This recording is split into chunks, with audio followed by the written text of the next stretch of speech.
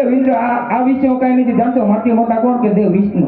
અત્યારે કહીશું વિષ્ણુ વાતને બોલાવો અને આનું નિવારણ જરૂર લાવો. આજે બ્રહ્માના બોલાયા વિષ્ણુ આવજો રે.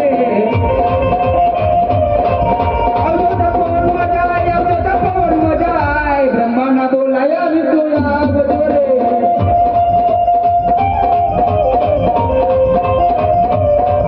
આજે બ્રહ્માના બોલાયો વિષ્ણુ આવી અરે. આજે બ્રહ્માના બોલાયો વિષ્ણુ આવી અરે. ઇન્દ્રના નમન છે. આપ તો બધું જાણે છતાં ઇન્દ્રની કસોટી શા માટે? અરે દેવરાજ ઇન્દ્ર, એવું તો શું થયું છે કે આજ તમને અમારે ત્રણે દેવોને બોલાવવા પડ્યા? અરે પેલા ના ઋષિ મુનિ હજારો વર્ષ તપ કરતા છતાં મારા ઇન્દ્રસનને કાંઈ ના થતું. ઋષા મારે છે આપે રજા કરતી વખતે જુદા કરી આપણે શરણની માલ. અરે દેવરાજ ઇન્દ્ર, આ વિશે તો હું કાંઈ નથી જાણતો. તો આ વિશે જાણે કોણ? આ વિશે જાણે મારથી મોટા કોણ કે ભોળાનાથ? અત્યારે કૈલાસપતિ શિવ શંકર ને હાજર કરો. આજ વિષ્ણુ બોલાય ભોળાનાથ આવજો રે.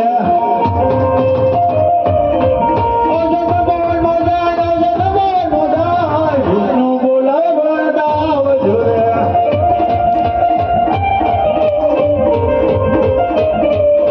રાધા વિષ્ણુ બોલાવે છે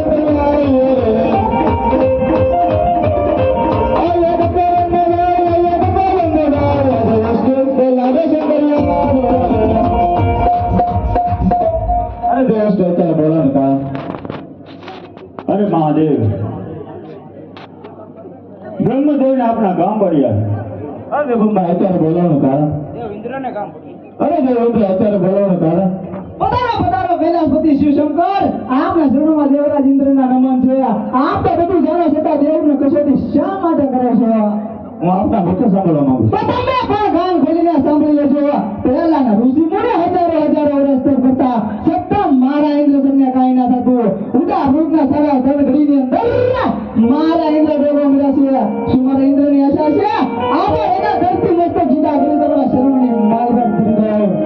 ના ના દેવ ઇન્દ્ર, એટલા બધા તપ કરો. એ મારા વાડીના ધન્ય ભક્તો છે. અરે દેવો શિવ શંકર બતાવ્યા છે તો ચાલો તમને સ્તુતિ કરીએ.